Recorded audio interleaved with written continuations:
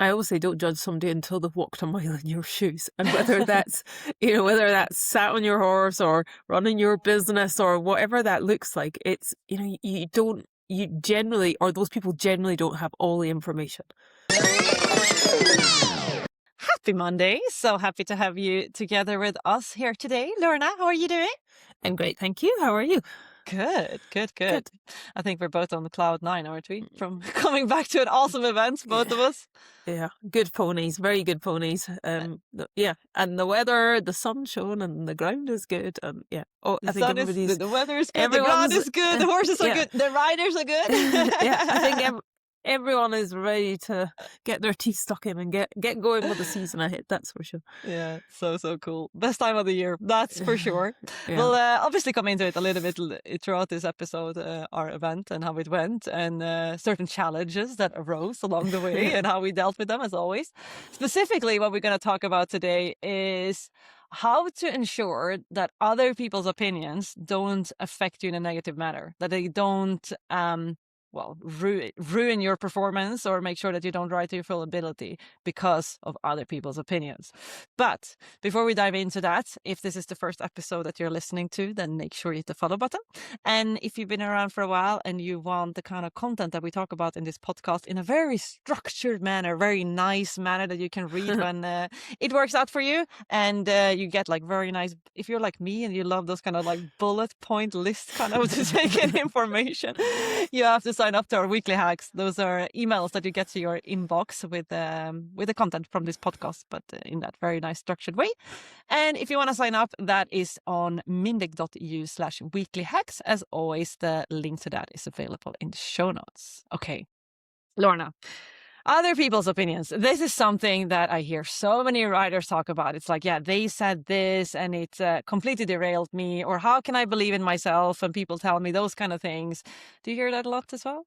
Yeah, quite a lot. I think I think we wouldn't be human if that didn't get in our head and it didn't affect us in some way. I think the cool part, and obviously you're going to share a story with us just in a second, but the cool part is that I think it's the meaning that we make out of what somebody has said. I always say nobody can upset us without giving them permission, essentially. But I think as human beings, it's a really difficult thing when something triggers you inside, not to mull that over and waste all your energy, and you try and make some meaning or some sense out of it. And yeah, generally, unless you've done a lot of work on yourself, it's actually a really hard thing to reframe, I think.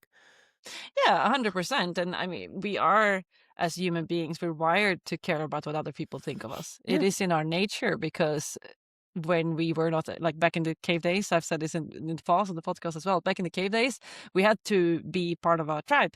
And when other people didn't like us, then we got kicked out of the tribe. So it was very important for us survivals to care about what other people thought about us. Nowadays, we don't live in tribes anymore, and it's not so important what other people think of us. I mean, certain people, of course, but not what everyone thinks of us. And I think that is where we kind of go wrong, where we care about what everyone says and we take it to heart. And I think that is the first thing, with other people's opinions. The first thing you have to ask yourself, have they actually said that out loud? Is it something that they have said, or is it just what you think that they think? Because a lot of the time, someone hasn't even said it. You just think that they think that thing. I always say don't judge somebody until they've walked a mile in your shoes. And whether that's, whether that's sat on your horse or running your business or whatever that looks like, it's, you generally, or those people generally don't have all the information. So actually it's quite a bold thing, I think, for somebody to give you advice on a situation. And like you say, not everyone, because there are the people that are close to you, trainers, friends, all those kind of people who, always have your best interests at heart, and you're going to listen to them and you're going to take it literally as advice. Or I think sometimes when people haven't walked in your shoes, and generally there's a trigger in there somewhere, huh? Like people generally don't get under your skin if there's not a little trigger in there somehow. So I think that's probably the first part. Is we always say everything starts with awareness. Is what is the actual trigger in there if somebody does get under your skin and kind of starts off that process? Yeah, 100%, 100%. And I think before all of that, you have to ask yourself, like, is there any, like, have they actually even said this? Like, because a lot of the Yeah. time, for example, if I go back to my event then the past week, there was a lot of top level riders there. Like, there was a lot of like, big shot names, Bobby Updowns, the Tom McEvans, the Kitty Kings that were riding around there, right? And you're sitting there in a warm up and you're riding your horse, and then you just think, oh my God, I have to think I'm such an amateur and what am I doing here? And, and that is like, that is the first thing, obviously, where you then have to stop yourself and be like, actually, Jocelyn, do you really think that those people are even looking at you and what you're doing with your horse? Or do you think they're probably focused on them and their performance and their horse? Yeah, obviously they're focused on their horse and their performance, but I think that is the first step when you think like, oh, those people probably think that. You have no idea. You have no idea what other people think. So I think that is the first question where you have to stop yourself. Or another example, I have a camper, which I'm really happy with. I can sleep over at events and stuff. But then, you're driving into the parking, and I wasn't even allowed in the truck parking because they're like, that's not a truck, that's a camper. So you have to be over at the camping thing.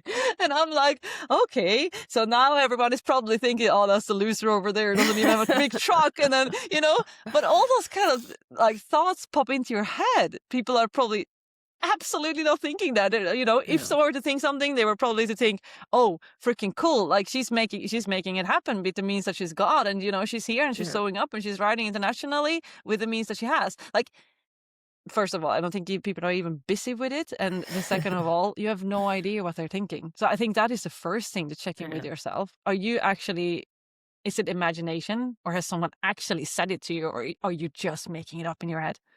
Yeah. And often it's a story, huh? Like it's a story that we're telling ourselves based on our own limited beliefs. But it's funny when you talk there about having your camper and your trailer. I'm like, well, that's a really cool thing to do, and fuel is so expensive. And actually, like you guys came over here at Christmas, at New Year, and you stayed with us in your camper, and we've been on tons of really cool adventures. And I don't see that. I'm like, yeah, well, it's not that you're just making it work. It's because the camper serves you in so many other ways. And, it's cheaper to run, and it fits in with your life and all those really cool things. So I think it's interesting there that already you'd told, obviously, enough to reframe it, but you'd already told yourself that story. When I see something completely different, whereas I look at me and I'm like, yeah, I'm the one that's driving around the truck, taking out a mortgage to drive to events because fuel has now become so expensive. So actually, you're the stupid one. But yeah, I think it's 100%. It's just based on our perspective and our filter, isn't it? Yeah. So I think that is the first thing, when people are be like, oh yeah, other people. First thing, have someone actually said it to your face, or are you just making it up in your head? I think that is a pure story and an illusion that you're making up. I think because a lot of time it is. And then I think step 2, if someone has actually said it to your face, what?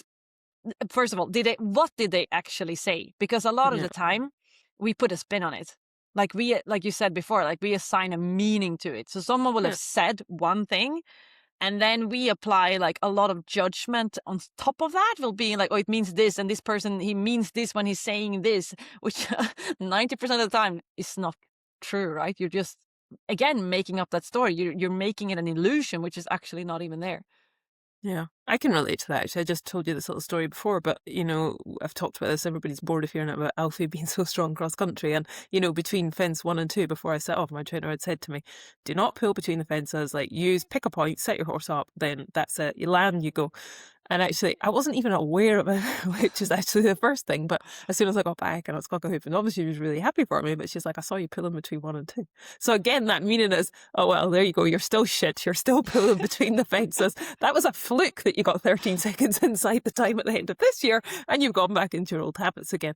But actually, really, A, she's trying to help me, and B, it brings it to the front of my awareness the next time that I ride that I actually have to be really conscious of not over pulling as soon as I land to check that my brakes are still working. So I love that one a lot. Yeah. She absolutely didn't say you're shit. That was not what she said. But it is so, and that happens automatically, and that happens subconsciously. We apply a meaning to it, which is actually not even true. And to share what someone told me, the story I told you before, someone told me at at the event I was at. So I had ridden dressage and I ridden show jumping, and I had show jumping in the morning, and I was going to go into cross country in the afternoon, right? Bear in mind, the first event of the season, riding 3-star, on my 8-year-old horse, and you're always like a little bit like, there's adrenaline there. There's a certain, you don't quite know what to expect. It's the first of the season kind of thing. There's a bit of, nerves there. Yeah. So then someone walks up to me and he says, actually, Justin, I think after this event, what you should really do is just give your horse a break for a week, and then you should just restart from 1-star again. And I was literally like, I was first just like thinking about this, like, what is he actually telling me? And then, I obviously said like, well, why do you think so? Like, why, and it came down to, he said something along the line. So I don't know exactly what he said, but it was something along the lines of, I think you need to, restart and rebuild the basis in a better way. Like, you've gotten to 3-star now, but I think you need to go a step back, like all the way to 1-star. And then you have to build up again, like in a decent, proper manner, something along those lines, right? You've kind of skipped a few steps, right? This obviously got in my head a little bit. Sure. Bear in mind, I had to go into cross country 2 hours later. And, I really had to, like, I was kind of argumenting in my head for quite some time. It's like, what does he actually mean with that? Where is he coming from? Like, because I kind of, he obviously is, he's just the kind of person who just tells the truth, like flat out to everything and everyone. And, so I was like, okay, that's clearly his opinions. And I thought about it back and forth and where he's coming from. And, the conclusion I could come to pretty quickly was he's very focused on results. He's very focused on results. And, I had a 39.5 dressage, which for me and Echo are actually like good marks. Yeah. It's like I'm happy with that being the first of the season. We had 2 poles show jumping, which again, it's not an incredible result, but actually I was quite happy with the round. I was quite happy with the horse, how he jumped. And like just 4 weeks before I had 4 poles. So, the fact that we had only had 2 poles, I was actually quite pleased with that. So what I can conclude is like, look, this person is clearly very focused on results. And when he sees my results, he has like see that I have a 39.5 dressage and I have 2 poles show jumping. What he sees is, you're at the bottom of the leaderboard. Like, why would you even bother about riding 3-star? You need to go back to basics and like build up that horse properly. Like, you need to make sure that you have a solid dressage on 30, and you need to make sure you're jumping 2 rounds before you even think about stepping up, kind of thing. So that I could kind of, reason out that is where he's coming from. But then you have to ask yourself, like, okay, what you said before, what information does he have to go on? How well does he know me? How well does he know my horse? Like, he sees what he is on the day, but he has not followed the evolution of me and this horse. He doesn't know where we are coming from. He hasn't followed all the steps. He has never sat on the horse. He doesn't know his strengths, his weaknesses. All he can see is the results and the performance on the day. Obviously I have way more knowledge about me and my horse and where we're coming from and how he feels and how brave he is. And, and more than anything, I have other people, meaning my trainers, who tell me, go for it, go and ride a 3-star. Like, even after this event, they were like, okay, you had a blip here and there in the cross country. Yeah, you came in short, you came on close, and you came on far. But you know what? That is gaining experience. I think the best thing you can do right now is to go in and ride another 3-star as quickly as possible. So then you can obviously look at facts. It's like, okay, this person has an opinion, and there's another person here with another opinion who, in fact, has ridden 4-star herself. And she, this person happened to say this to me, obviously has not ridden 4-star, not even 2-star, not even 3-star. Like, so not even internationally, if I'm being completely honest, I think. So I think then you need to be very like mindful of whose opinion are you actually choosing to take to heart. Everyone is allowed an opinion. Yeah. And to be fair, like, I prefer people are being honest and telling their opinion rather than, telling one story to your face and then telling another story to someone else. But then it's your choice what you're choosing to do with that. Are you going to believe in that opinion that they have? Are you going to take it to heart? You're going to take it as your truth? Or are you going to challenge it like I did? And, again, it took me an hour to kind of work through all of this and being like, look, it did spin around in my mind for quite some time. But by the time I sat up on my horse for cross country 2 hours later, you know, I think all that was potentially left of that was like, I'm gonna show him. Like, I'm gonna show him. Like, not in a negative, but just in a, you know, I think it gave me a little bit more extra fighting spirit. And, you know, looking back Yeah. now, I came out and I rode a brilliant cross country, and the horse was so brave, and, you know, there wasn't a doubt in the world. He was better than ever. You know, there wasn't a single moment I thought I should have probably stepped this horse down to 1 star. Um, but it could have been very, like, it could have been something that really could have gotten me to doubt myself, doubt my horse, or doubting my abilities, and it could have been just, you know, catastrophe for my cross country run. Well, I think mega well done for getting yourself into that place before you go cross country. That's a key skill in itself there. But I think if you really break down what you said, you know, there's the comment itself, there's the words that somebody said, and then there's obviously what our brain decides to do with it. Mm, And if you really strip it back, what was exactly what you're saying? What is the actual yeah. information in what they said? Mm. And then what have you decided to add on top of that? So, you know, when you were on about you Yeah. argued with yourself for a couple of hours, like you've obviously gone through this process Mm. because obviously you have great awareness of what's going on. But then the bits that we add in on the top of it are the story parts. And I wonder the more work we do on ourselves, and it's true, like the quicker we can do this. But I think that if there's an argument there and we're not sure about what to do with that information, then there's always a wee bit of a story going on somewhere in there. 100%, 100%. And I think that is so true because, you know, in a matter of fact, what he said was, I think you should step down to 1 star, Yeah. right? Um, what I probably applied a lot on top of that. I probably been like, okay, that means I'm not good enough. I trained this horse in the Yeah. wrong manner. I haven't given. I've taken shortcuts. I haven't given the horse the best opportunities to develop. I'm using the horse. I'm ruining the horse. I probably applied all of that. That was not what he said. He just Yeah. said, "Yeah, I think you should step, like, make a restart. You know, restart from 1 star." He never said all those other things. And I think that is a key shift or a key reframe. So essentially, somebody says to you, "There's areas to strengthen," which we all know from every Mm. single competition, no matter how good it is. There's always things that can be better. We've always got areas to strengthen, and then you add in the story, the information into it, and then all of a sudden you come to this conclusion: I don't belong here, or I'm not good enough, or I Yeah, shouldn't be riding at this level. Whereas actually, that is where we would become completely stuck. yeah. Just because we need to improve something doesn't mean we don't belong at that level. 100%. Because here's the thing, everyone has things to improve. Like, everyone has things. There's always that little bit Yeah. better. There's always that little better. And you know, this is obviously individual for everyone as well. Like, every horse and every rider. Like, I am blessed to have a horse that is brave as a lion, right? You know, he can. And many people have told me in the past, to be fair, that, you know, maybe you should step down. You know, he's a young horse. You know, maybe you shouldn't start a 3 star. Maybe you should start the season with a 2 star. I was told last season as well by someone else, maybe you should restart from 1 star. You know, but here's the thing: they are not sat on the horse. Have they Mm. ridden my horse? Do they know my horse? No, they've seen him a couple of times. That's it. They don't, like, I have, like what you said before. I have way more information than what those people have. Yeah. So I guess the question is what was your reframe? And I think you've mentioned that, but what was your reframe so that his comment essentially didn't go with you into the start box? That's such a good question. And I think actually the first thing that comes to mind for me, I love to understand things. I always You go with that. don't, do you? I love, I think it's just my engineering background. I always want to understand things. So what's really helped me was understanding where he was coming from. Yeah. I mean, I didn't ask him, you know, I was kind of at that point, I was like, well, yeah, he can have his opinion and Yeah. I'll have mine. But I always want to understand. And when I could understand for myself that what he was seeing was results. He Yeah. saw that I had been, you know, at place 90 after dressage, and I had dropped down to place 92 after show jumping. That's what he saw. And Yeah. he was thinking, look, you're way off. Like, this is not your level, you know?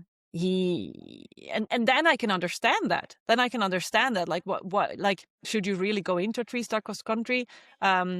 If you're not ready for it, if your horse is not ready for it, we're talking about eventing here. Yeah, absolutely. Um,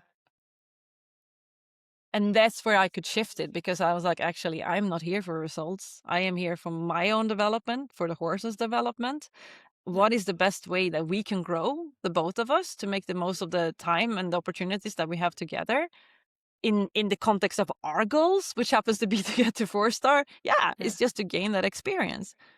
So that was, how I was able to shift it. And clearly I was right, because I came out of the cross country and I had a blip here and there. I had a missed distance here and there, and the horse just jumped like through everything, and he was so not bothered. Yeah. And he easily jumped through the 3-star. So clearly I was right. And it was double clicked on even further when I then texted my trainer and I was like, okay, here are the videos, here's what happened. And she just came back and said, awesome experience, go and ride another 3-star. So that's when you're right. But did I know that there and then? No, I had to kind of work that through with myself. Yeah. And I think, the whole stepping down thing, I think there's such a stigma around that. Like, it is okay to step down. And, you talked about this just before we started recording about your trainer last year, advised you to step down to, and it's not, I hate the word step down, but, whatever it is, reconsolidate at the kind of easier level. And you do that because it's the right decision. You don't do it because somebody's made you question yourself. Often we do it from a safety point of view or a consistency point of view or your horse's confidence or whatever that looks like.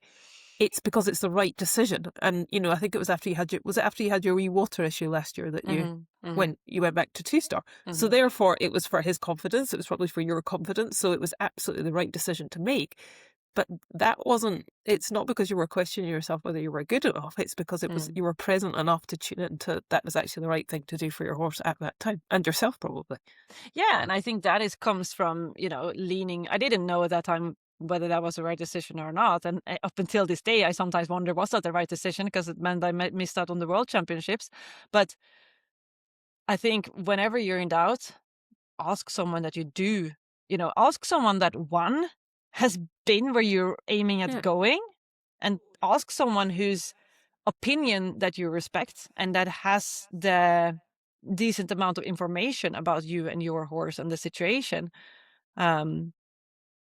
And I think, and in those, and that's why I think it's not always to say like you shouldn't care about what anyone thinks, because there are people's which opinions are really, really valuable because they help you further. I think the problem is when we start to take everyone's opinions to heart.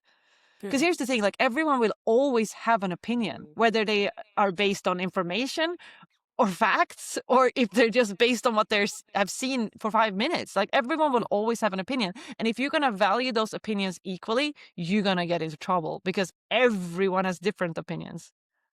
So, based on all of that, if you were to give advice to all our amazing listeners who've probably all had similar experiences, what did you learn about yourself from this whole experience at your competition? What would you take into your next event? I think just that, that people can say things, right? People can say things to you, but it's not because someone says something that is the truth. Yeah. What's useful here? I guess what's the useful piece of information in what they're saying, and what meaning am I making out of what they are actually saying? Yeah, 100%. 100%. Yeah, and what is useful? What is serving you in that? Huh? Yeah, 100%. Because there will be something. Like there probably is something. There's probably some small bit of information in there, that probably is going to serve you if you choose to find it, if you choose to see it. And if there really isn't, then let it go. And I think in that sense, we also don't have to be so afraid of other people's opinions, because I think there's also a bit of a, we're so afraid of what other people are going to think. Yeah. But here's the thing, like you are in control of whether you're going to, one, care about it at all. Like that is your choice. Like whether you're going to take it to heart or not, that's your choice. If you have the awareness to realize that. And second, I think, sorry, I was just going to say, I think it's interesting when, you were talking at the start in there that all the guys like Tom and Yazingham and all the cool big guns are all riding around you. And I think it's really cool because the more you put themselves, obviously we have no choice, they're in our classes all the time, they show up. But I think the more you put yourself in those uncomfortable situations, the more you kind of get used to it. Whereas you guys are kind of not used to them having them over beside you all the time. And I think it's interesting that, it is an uncomfortable situation. They're at the top of their game. They're in your classes. But I think And I do believe this, the more we make ourselves comfortable at being uncomfortable, the easier things start to become. And that doesn't matter whether you're parked beside the massive Christmas trucks and you're in your camper, or you're in your little truck, or you're riding around beside all the big wigs, or they have the best horses, the best, the whole GB coach squad, whatever that looks like beside them, and there's you and, your horse just riding around, whatever that looks like. It is uncomfortable, but that is the place where we stretch and we learn and we go. 100%. But also there, I think it's very much to see which perspective and which mindset that you come into it. Like, it's so easy to be like, oh, they're probably gonna think I'm shit and I'm in their way, and what am I even doing here? And or you could be like, hell, what an opportunity. Like, all those guys are here. Like, I asked Merel Bloom, one of the really big shot riders in the Netherlands. I was walking the course and I was doubting this distance between, like, there was 5 or 6 strides there, but it was like on a bendy line to a really, like, to a corner, I think you say in English. And I was like, 5 or 6, right? And as I was there, I see her coming. So I was just like, oh, hold on a second, I'm gonna wait here a bit. And she walks the line, and I was like, sorry, do you mind me asking? Like, I don't know this person. I've never spoken to her. I just know who she is, but never. And I was like, actually, do you mind me asking? I have a big cantered stride horse. Like, he's really brave. Like, would you ride this on 5 or 6? And she takes time out of her day, and she's like, actually, I love that you're asking. I've seen this line being ridden in October, and the ones that did it on 5 and just went for it went much easier. I don't know your horse, but if you're saying you have a big stride horse, I will go 5 all day. And that was like, thank you. Like, and but that's the thing. You can then see it as like, oh my God, Merel Bloom is coming. I should probably get out the way. Like, or you could be like, hey, Merel Bloom is coming. Let's take the opportunity to ask her. She's got so much experience, and maybe that this can actually help me going around cross country. Like, it's all like how you choose to look at it and which perspective you choose to take on it. And I think training your focus, as well. Like, be so focused, your attention on yourself and your horse and what they need from you, that actually it doesn't really matter who's cantering around beside you at the start, or, in the dressage warm-up, or whatever that looks like. It's change the way you focus. Train your focus, I guess, to, be present, be in the moment. Yeah, Focus which is on a lot what about you're doing. a lot about what we talked about last week, obviously. Yeah. Yeah. Good experience, though, huh? 100%. And I think you always learn so much about yourself. I was actually surprised how much it actually got to me. Like, for a full hour, all I could think of, I was like, first I was like a little bit like offended, and I was like starting to doubt myself. Then I got pissed off, and then I was like, who the fuck is he to say that? Like, and then you kind of get curious, and it's like, okay, does he have a point? Like, where is it coming from? Is there something useful in here? To the point where I was actually no, there is nothing there. Like, that is his opinion based on limited information, and actually I'm gonna choose to leave it be. Like, it's not something that I'm gonna take to heart. But it's amazing you can do that, and especially before you go into cross country and ride those bigger tracks and things. The last thing you need is a distraction, or, as they talk about, split focus. Part of you is focused on your ride, and part of you is focused on what someone's just said, and that it never works out well. You can never tune into your horse while you have that split focus or attention. So 100%. It's actually pretty epic that you did that. Yeah, really cool. Awesome. Well, if you have any further questions about this, I know that this is a topic that pops up a lot for a lot of people, including myself. So if you have any further questions about how to deal with other people's opinions, then do get in touch. And as always, you find the link in the show notes to our email address, to our Instagram. Easiest way is probably to send us a DM on Instagram. That tends to be the fastest way to get in touch with us. But other than that, we're going to challenge you to start making strides in your mindset so you can truly make strides in your riding. And we will see you on the next Magical Monday.